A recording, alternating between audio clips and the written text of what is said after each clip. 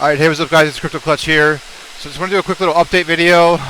As you probably saw when I was pointing the camera just a second ago, I have some news, new stuff come in. And I think I talked about it in the last video, but maybe I didn't, I don't really remember. But I want to quickly, before I show you guys the new stuff, I want to quickly talk about the future plans, which I know I talked a little bit, well, that was the main point of making the last video.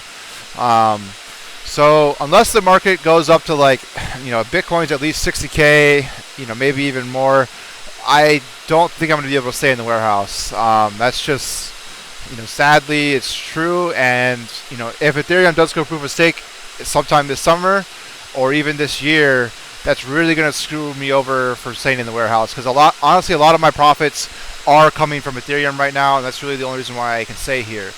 And also, I can't scroll that way because of license plates and stuff, but I'm only using this space of the warehouse, which is honestly less than probably a quarter of the warehouse, which is 8,000 square feet.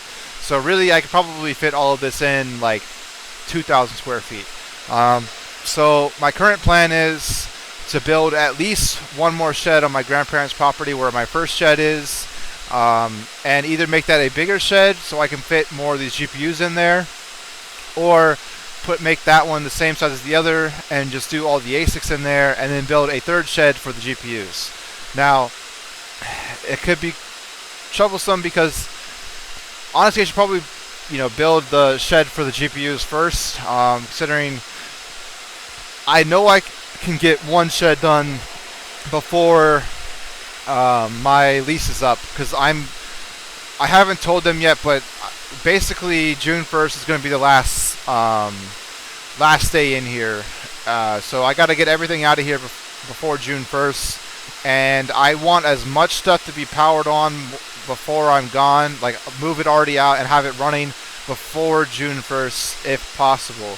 Ideally I would have both sheds up before June 1st, but that's going to be a lot of work because it's probably going to take a week straight of just moving all this stuff out and turning stuff on. I'm going to try and reuse as much cabling as I can and not have to redo cable management, because that's going to be an absolute nightmare. The only problem where that won't be possible is on racks that have these guys, because sadly the shed won't be able to support these things, because they're 80 amp 3-phase PDUs and the shed will be single phase. So if you're not an electrician, then that basically just means you only have 2 hots instead of 3 hots. The voltage is still essentially the same. Like, I guess technically you get 208. Well, I guess you can get either one, but I'm running 208 volts. So as you can see here on my breaker panel, I'm getting, these are my 3 breakers that all tied into one.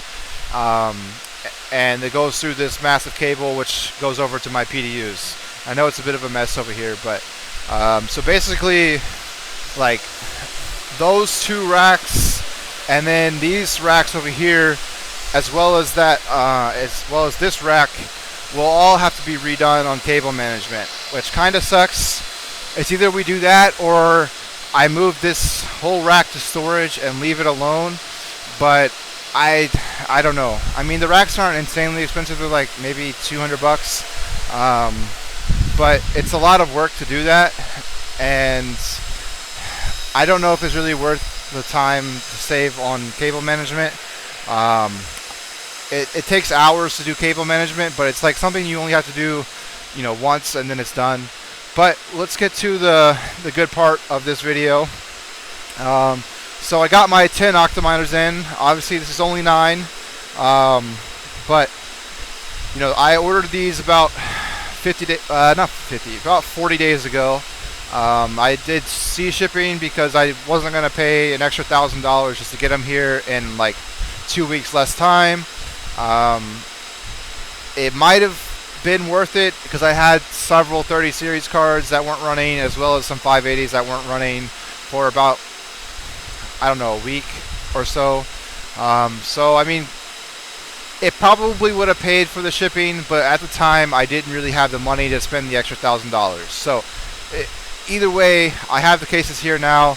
I have all but 2 cases built out, so you can see all these cards are full except for this case, and then there's one more case right there that I'm currently building, but I need to find some more cards to go in there. I have 5 cards out of the 12, so I got to figure out what else I want to put in there, and then I can go from there. But I do have to turn on all these guys still, which sadly I'm gonna have to steal power from these Z9s, which I did. Like, I really looked at what's in mine to see if these things were still making money, and they'd actually been losing about 30 cents per day, which sucks on each one. So, you know, I turned them all off, and I'm gonna use the power, which is all on these PDUs right here. I think there's 7 PDUs on this rack, all 30 amp.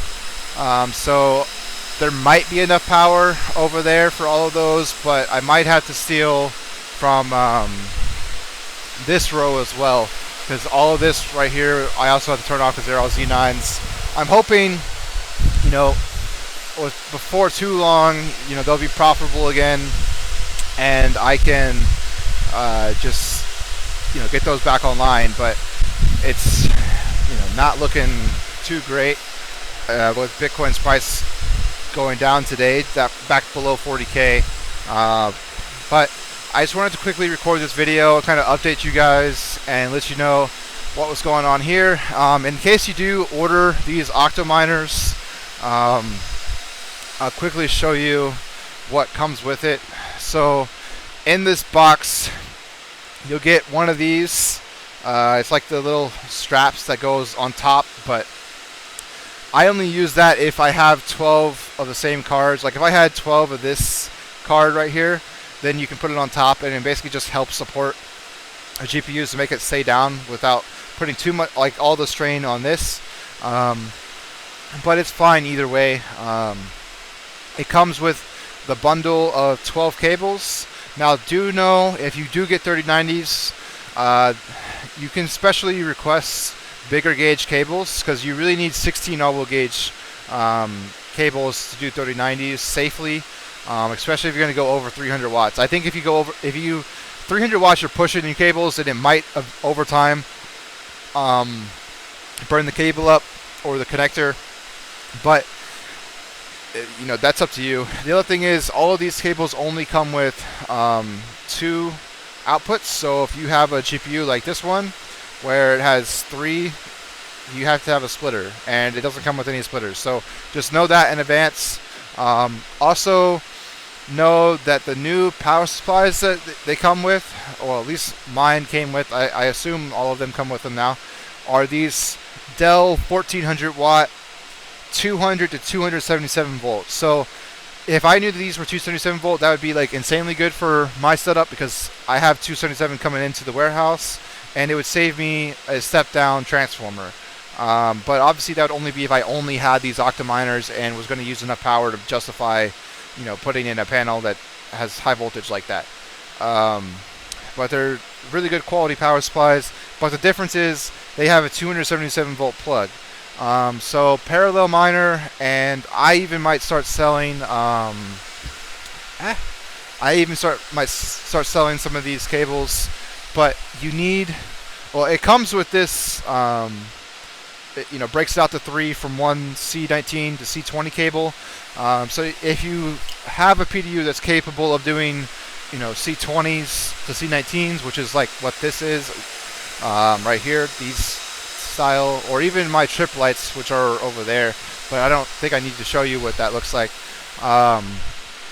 You can use what comes with it. You just have to get an extension cable. It's honestly, they're about the same price as what these guys were.